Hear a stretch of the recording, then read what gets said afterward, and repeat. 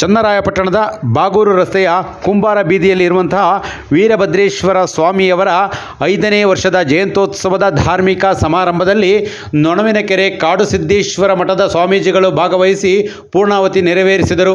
ವೀರಭದ್ರೇಶ್ವರ ಸ್ವಾಮಿಯವರ ಭಕ್ತಾದಿಗಳು ಧಾರ್ಮಿಕ ಕಾರ್ಯಕ್ರಮದಲ್ಲಿ ಪಾಲ್ಗೊಂಡಿದ್ದಂಥ ಎಲ್ಲ ಭಕ್ತರಿಗೆ ಸ್ವಾಮೀಜಿ ಆಶೀರ್ವಚನ ನೀಡಿದ್ದಾರೆ. ಹೋಮ ಹೋಮಾದಿಗಳು, ಪುಣ್ಯ, ನಾಂದಿ, ನವಗ್ರಹ, ಅಷ್ಟದಿಕ್ಪಾಲಕರು, ರುದ್ರಹೋಮ, ಅಭಿಷೇಕ ಹೋಮ ಇವತ್ತ ತಾಲೂಕಿನ ನಾಯಕರು ಇರಬೇಕಾಗಿತ್ತು, ಕಾಪಾಡಲಿರ್ತಕ್ಕಂಥ ಮಾತನ್ನು ಹೇಳುತ್ತಾ, ನಂಬಲೆ ಮನವೇ ಹಂಬಲಿಸದಿರೋ, ನಂಬದೇ ನಚ್ಚದೆ ಕರೆದರೆ ಓಯನನ ಶಿವನು ಸಾಂಬನೊಲಿಯರು ನಂಬಿಕೆಯೇ ಕಾರಣ ಅಂತೇಳಿ ಇಲ್ಲ. ಎಂಥ ಸತ್ಸಂಕಲ್ಪವಿದ್ರೂ ಕೂಡ ಪರಿಹಾರ ಮಾಡತಕ್ಕಂಥ ಶಕ್ತಿ ಇರುವಾಗಿರ್ತಕ್ಕಂಥ ಶೈವ ಧರ್ಮದ ಭದ್ರಕಾಳಿ ವೀರಭದ್ರೇಶ್ವರನ ತಪ್ಪಿಸಿಕೊಂಡಿರ್ತಕ್ಕಂಥವರಾಗಿದ್ದೀರಿ.